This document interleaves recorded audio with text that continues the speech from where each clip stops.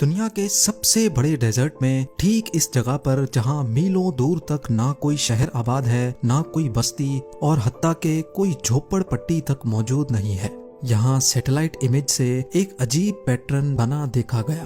Exactly 45 matters کا ڈایامیٹر، باہر کی سائڈ پہ 12 ڈاٹس اور ٹھیک سینٹر میں ایک ڈاٹ دیکھا جا سکتا ہے۔ حیران کرنے والی بات تو یہ ہے کہ ڈیزرٹ کے بیچوں بیچ اتنی ایکوریسی سے بنا یہ پیٹرن کوئی اکیلا نہیں ہے، بلکہ تھوڑا زوم آؤٹ کرنے پر معلوم پڑا کہ سیم ایک جیسے 8 پیٹرن بالکل اسٹریٹ لائن میں بنے ہوئے ہیں۔ ان تمام پیٹرنز کی شیپ، ان کا سائز اور ان کا ڈایامیٹر ایک جتنا ہی ہے، اور سب سے بڑھ کر یہ کہ ان سارے پیٹرنز کے درمیان ٹھیک 420 میٹرز کا فاصلہ ہے۔ ایسا نہیں کہ کہیں 440 میٹر تو کہیں 400 میٹر، سب کے درمیان ایگزیکٹلی 420 میٹر کا ہی فاصلہ ہے۔ تھوڑا اور زوم آؤٹ کر کے دیکھا جائے تو میلوں دور تک یہاں ریت کے سوا کچھ نظر نہیں آتا۔ تو اب سوال یہ اٹھتا ہے کہ اس ویرانے میں اتنی ایکوریسی سے بنے ان پیٹرنز کے پیچھے آخر راز کیا ہے؟ کیا یہ اینشینٹ ورلڈ کا کوئی کارنامہ ہے یا پھر ایلینز کی طرف سے چھوڑا جانے والا کوئی میسج؟ زیم ٹی وی کی ویڈیوز میں ایک بار پھر سے خوش آمدید۔ ناظرین، افریقن صحارا دنیا کا سب سے بڑا ڈیزرٹ ہے، اتنا بڑا کہ اس کے اندر انڈیا جیسے 3 ملک اور پاکستان جیسے 11 ملک فٹ آ سکتے ہیں۔ 92 لاکھ اسکوائر کلومیٹر پہ پھیلا ہوا صحارا اتنا بڑا ہے کہ اس کی ایک سائیڈ ریڈ سی کو، دوسری میڈیٹرینین سی اور تیسری سائیڈ اٹلانٹک اوشن پہ لگتی ہے۔ بڑا ہونے کے ساتھ ساتھ افریقن صحارا بہت سخت حالات سے دوچار بھی رہتا ہے۔ دن کے وقت 50 ڈگری سیلسیس جتنی آگ برسانے والی گرمی تو رات کو ٹیمپریچر فریزنگ پوائنٹ سے بھی نیچے چلا جاتا ہے۔ ان حالات کو اگر برداشت کر بھی لیا جائے تو پانی کی شارٹیج اور خشک ہوا یہاں انسان کو جینے نہیں دیتی۔ یہی وجہ ہے کہ صحارا میں جو بھی شہر آباد ہیں وہ پانی کے قریب قریب ہیں، اور باقی سارا کا سارا ایریا بالکل ویران رہتا ہے۔ یہ گول پیٹرنز بھی صحارا کے ایسے ہی ایک ویران ایریا میں دیکھے گئے تھے۔ صحارا کا یہ حصہ الجیریا میں آتا ہے، جہاں ان صلاح نام کی ایک چھوٹی سی بستی سے بھی 160 کلومیٹر ڈیپ میں جا کر یہ پیٹرنز موجود ہیں۔ کرسٹوف ہابرسن نامی ایک پروڈیوسر نے پہلی بار 2021 میں گوگل ارتھ پر جب ان سرکلز کو دیکھا تو اس نے ان کی گہرائی میں جانے کا فیصلہ کیا۔ سب سے پہلے تو یہ جاننا تھا کہ آیا یہ اصل میں گراؤنڈ پر موجود ہیں یا یہ کوئی سیٹلائٹ کی خرابی کی وجہ سے اتنے ایکوریٹ پیٹرنز شو ہو رہے ہیں۔ لہٰذا اس مسئلے کو سلجھانے کے لیے کرسٹوف نے اس کمپنی سے رابطہ کیا جو گوگل کے لیے سیٹلائٹ سے فوٹوز کھینچتی ہے۔ میکسار ٹیکنالوجیز کے سینئر ڈائریکٹر نے کنفرم کیا کہ یہ سیٹلائٹ کا کوئی گلچ نہیں، بلکہ یہ سرکلز اصل میں گراؤنڈ پر موجود ہیں۔ یہ انفارمیشن ملتے ہی پہلا شک تو دور ہو گیا۔ اب ان پیٹرنز کی اصل حقیقت معلوم کرنے کے لیے آرکیولوجسٹ، الجیرین ایکسپرٹس، آفیشلز اور کئی ٹور آپریٹرز سے رابطہ کیا گیا، لیکن کسی کو بھی ان سرکلز کا آئیڈیا تک نہیں تھا۔ یہ عجیب دکھنے والے ایک ہی لائن میں اتنی صفائی سے بنے پیٹرنز ہر کوئی پہلی بار دیکھ رہا تھا۔ کئی مہینے کی ریسرچ کرنے کے بعد کرسٹوف ہابرسن کو شک ہوا کہ کہیں یہ سائزمک سروے کے نشانات تو نہیں ہیں۔ سائزمک سروے زمین میں آئل ڈھونڈنے کے لیے پرفارم کی جانے والی ٹیکنیک کو کہتے ہیں، جس میں ایک مشین پر لگے ہیمر کی مدد سے زمین میں وائبریشن پیدا کی جاتی ہیں۔ ان وائبریشنز کو سائزمک ویوز کہا جاتا ہے، جو زمین کے اندر موجود جیولوجیکل اسٹرکچر سے ٹکرا کر واپس اوپر کی طرف جاتی ہیں، جہاں ریسیورز ان ویوز کو ریڈ کرتے ہیں اور پھر ایک کمپلیکس کمپیوٹر پروگرام کی مدد سے یہ پتہ لگایا جاتا ہے کہ زمین کے اندر آئل ہے کہ نہیں۔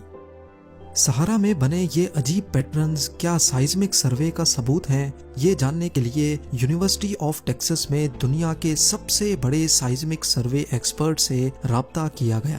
باب ہارڈیج نے جب ان پیٹرنز کی پکچر کو دیکھا تو ان کا کہنا تھا کہ یہ پیٹرنز کسی صورت بھی سائزمک سروے کے نہیں ہو سکتے، کیونکہ پہلی بات سروے میں مشین ایسے پیٹرن ہی نہیں بناتی، اور دوسرا یہ کہ جو بھی کمپنی ہزاروں لاکھوں ڈالر خرچ کر کے کسی سائٹ پر سروے کرتی ہے اور وہاں آئل نہیں مل پاتا تو وہ اپنے نشانات مٹا دیتی ہے تاکہ ان کی گئی محنت کا کوئی دوسری آئل کمپنی فائدہ نہ اٹھائے۔ یعنی باب کے مطابق یہ پیٹرنز سائزمک سروے کے نہیں ہیں۔ تو آخر پھر یہ کس نے اور کیوں بنائے تھے؟ انٹرنیٹ پر ہی ریسرچ کرنے کے دوران 1885 کے ایک ڈاکیومنٹ میں کچھ مزید اشارے ملے۔ اس ڈاکیومنٹ میں ایک کنویں کا ذکر کیا گیا ہے اور ساتھ ہی 2 ٹومز کا ذکر بھی کیا گیا ہے جو سرکولر شیپ کی ہیں اور ان پیٹرنز کی طرح بہت ریگولر شیپ کی بنی ہوئی ہیں، اور سب سے بڑھ کر یہ کہ ان ٹومز کی لوکیشن بھی پیٹرنز سے صرف 10 کلومیٹر ہی دور ہے۔ افریقن صحارا میں ان ٹومز کو ٹیمولس کہا جاتا ہے، جہاں ہزاروں سال پہلے رائل کنگز کو دفنایا جاتا تھا۔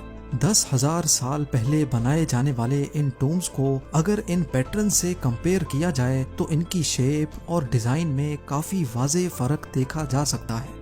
اپنے شک کو کنفرم کرنے کے لیے ایک ٹونیشین آرکیولوجسٹ سے کانٹیکٹ کیا گیا جس نے الجیریا کے اس حصے میں کافی ریسرچ کی ہے۔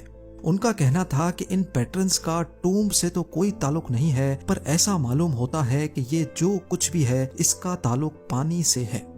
2,500 سال پہلے ریگستان میں پانی نکالنے کے لیے ایک ٹیکنیک استعمال کی جاتی تھی جس کو فگارا یا پھر کنات کہا جاتا ہے۔ اس ٹیکنیک میں زمین کے اندر پہلے ایک کنواں کھودا جاتا تھا اور پھر سلوپ پر کئی شافٹس ہوا گزرنے کے لیے کھودی جاتی تھی، پھر سلوپ کے باٹم سے کنویں تک ایک اور شافٹ کھودی جاتی تھی جس میں سے پانی ہوتا ہوا ٹھیک یہاں سے آ کر نکلتا تھا۔ اس ٹیکنیک کی مدد سے بنا کسی محنت کے خود بخود پانی زمین سے نکالا جاتا تھا، جو ریگستان میں کھیتی باڑی کرنے اور جانوروں کے لیے بہت کام آتا تھا۔ پہلے تو یہ سمجھا گیا کہ یہ پیٹرنز بھی شاید کنات یا پھر فگارا ہیں، لیکن تھوڑی ریسرچ کے بعد ہی معلوم پڑا کہ ریگستان میں جہاں کناتیں پہلے سے موجود ہیں ان کے آخر میں کوئی نہ کوئی آبادی ہوتی ہے، آبادی نہیں تو ہریالی ضرور ہوتی ہے، لیکن ان پیٹرنز کے آخر میں کیا ان سے 160 کلومیٹر دور تک نہ کوئی آبادی ہے اور نہ ہی کوئی ہریالی۔ کئی مہینوں کی ریسرچ کے بعد ابھی تک ان پیٹرنز کا کوئی ٹھوس سراغ نہ مل سکا تھا۔ اتنے میں سیٹلائٹ امیجنگ کمپنی میکزار ٹیکنالوجیز نے ان سرکلز کی کلیئر اور فریش پکچر لے کر بھیجی، اور اس نئی پکچر میں آخر کار ایک اشارہ مل ہی گیا۔ پیٹرنز کے آس پاس گاڑیوں کے ٹائر مارکس واضح طور پہ نظر آ رہے تھے، یعنی اس کا مطلب یہ تھا کہ یہ کام جس نے بھی کیا ہے وہ یہاں گاڑیوں میں آیا کرتے تھے، اور گاڑیوں کا مطلب ہے کہ یہ چیز زیادہ پرانی بھی نہیں ہے۔ خیر، اب ان پیٹرنز کی اصل حقیقت جاننے کے لیے وہ اسٹیپ اٹھانے کا فیصلہ کیا گیا جس کو شروعات سے ہی اوائڈ کیا جا رہا تھا۔ جی ہاں، صحرا کی کڑکتی گرمی میں ان پیٹرنز کے پاس کسی کو خود جانا پڑے گا۔ الجیریا سے تعلق رکھنے والے ایک ویڈیو جرنلسٹ نے یہ کام اپنے سر لے لیا، اور کیونکہ یہ ایک انتہائی مشکل ایڈونچر تھا اسی لیے کئی مہینوں پہلے سے اس کی تیاری شروع کر دی گئی۔ یہاں تک صرف پہنچنا ہی کم از کم 3 دن کا لگاتار سفر ہے۔ کیمرہ، کیمپنگ، کوکنگ اور میڈیکل ایکوپمنٹ کے ساتھ ساتھ پانی کے کینز اور ایکسٹرا فیول ارینج کر کے سفر کا آغاز کیا گیا۔ 2 دن کے لگاتار سفر کرنے کے بعد ٹیم اب ان صلاح تک پہنچ چکی تھی، اور یہاں سے آگے نہ کوئی روڈ تھا اور نہ کوئی راستہ۔ جی پی ایس کی مدد سے ٹیم نے ان پیٹرنز کا رخ کر کے ریگستان میں قدم رکھ دیا۔ کئی گھنٹوں کے مسلسل سفر کے بعد رکتے اور پھنستے ہوئے وہ اب آخر کار اپنی منزل کے قریب پہنچ چکے تھے۔ وہ ٹائر مارکس جن کو سیٹلائٹ سے دیکھا گیا تھا وہ بھی ظاہر ہونا شروع ہو گئے تھے۔ جب ٹیم پہلے پیٹرن پہ پہنچی تو ان کی خوشی کی انتہا نہیں تھی۔ جو سیٹلائٹ سے صرف ڈاٹس دکھ رہے تھے وہ قریب 4 سے 5 میٹر بڑے کھڈے تھے جن کو شاید ریت ڈال کر بند کیا گیا تھا۔ انہوں نے 8 کے 8 پیٹرنز کو وزٹ کر لیا، سب میں 13 کھڈے ایک ہی ڈیزائن میں موجود تھے، لیکن ان پیٹرنز میں ایک چیز ایسی تھی جو سیٹلائٹ سے نظر نہیں آ سکتی تھی، اور وہ تھیں میٹل کی یہ تاریں۔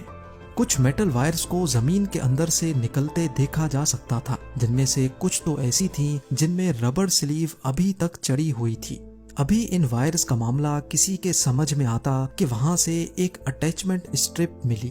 یہ اسٹرپ عام طور پہ سامان کو باندھنے کے لیے استعمال ہوتی ہے، اور اس اسٹرپ پہ ایک اسٹیمپ لگی تھی جس پہ کچھ لکھا ہوا تھا۔